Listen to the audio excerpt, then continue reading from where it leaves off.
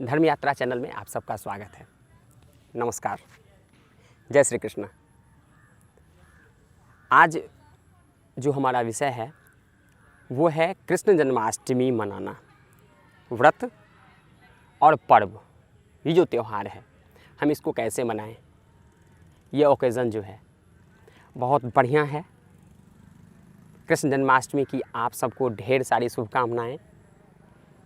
भगवान श्री कृष्ण का जन्मदिन मनाना ये अत्यंत हर्ष का विषय है, हमें मनाना भी चाहिए। चूँकि भगवान श्री कृष्ण जो हैं वो अवतरित हुए हैं, हम सभी जानते हैं इस बात को कि भगवान कृष्ण लीला करने के लिए ये विष्णु अवतार में आए हैं।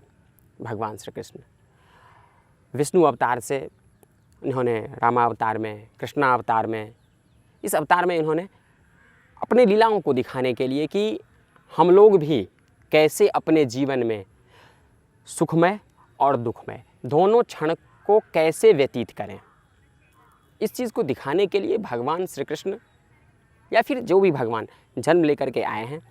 और इसमें सबसे प्रमुख बात ये है कि दुर्गुण इसको नाश करने के लिए सद्गुण हम में प्रवेश हो, सद्बुद्धि हमारे सामने आए, इसको दिखाने के लिए भगवान कृष्ण और वही कृष्णाष्टमी हम लोग मनाने जा रहे हैं।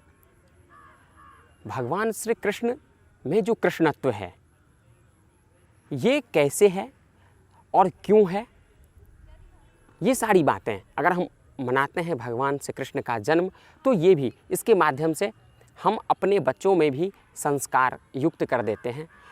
और भगवान श्री कृष्ण जो यहाँ पर आए हैं, जन्म लिए हैं लीला करने के लिए, वो क्यों?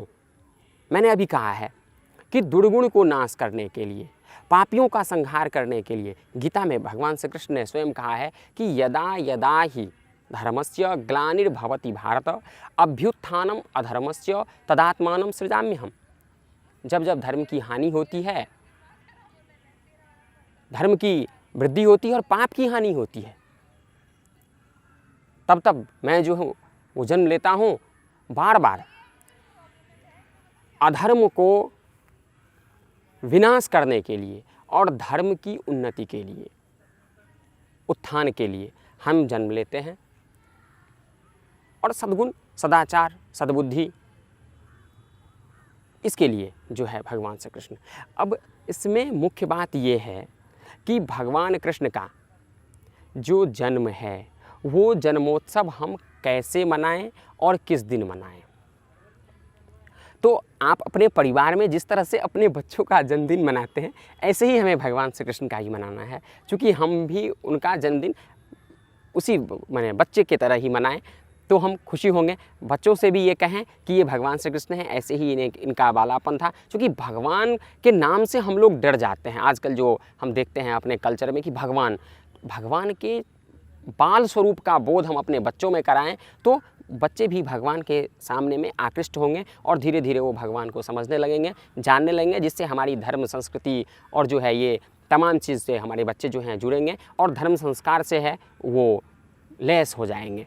कहते हैं कि तत्र पादपाः विनश्यन्ति यत्र जलम न गच्छति धर्म संस्कारहीनेषु गृहे वा सन्ततिर्यथा यथा। धर्म संस्कार से हीन जातक जो है, बच्चा जो है, वो कमज़ोर हो जाता है।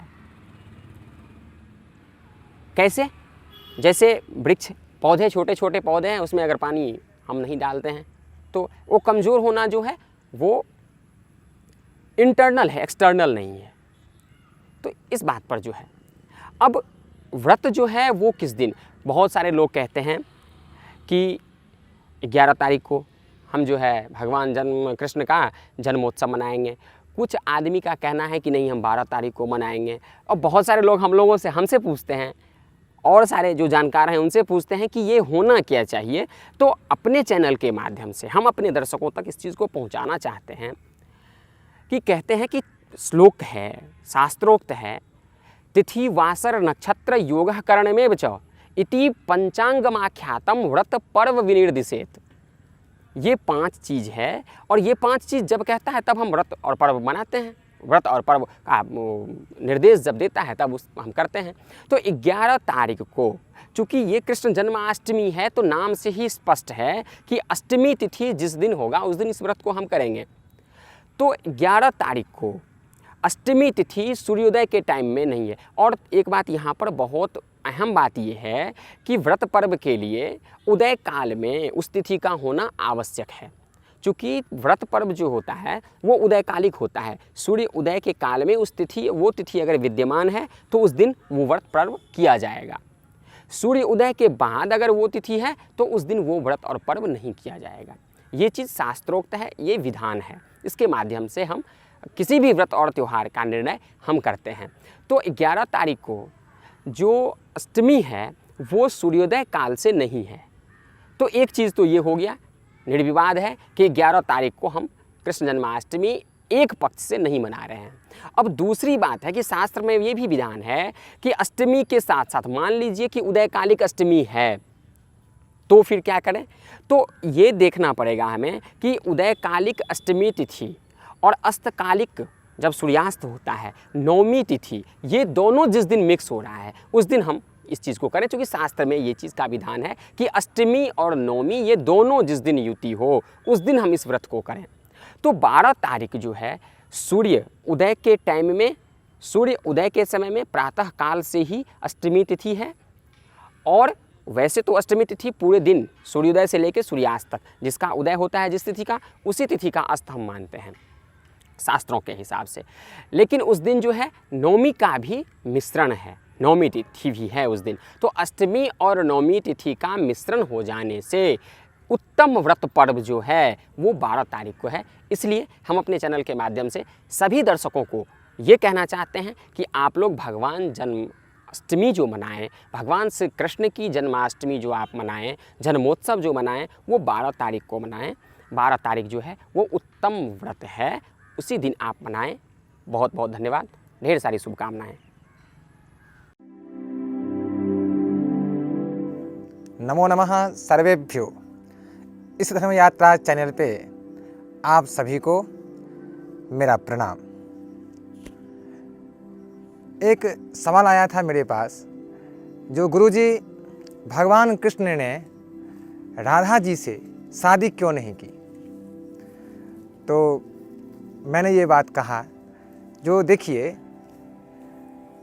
भगवान ने प्रकृति से कभी छेड़खानी नहीं किया। प्रकृति से छेड़खानी मानव मात्र ही करते हैं। जैसे कि राधा जी जो हैं वो मानव नहीं हैं, वो प्रकृति हैं।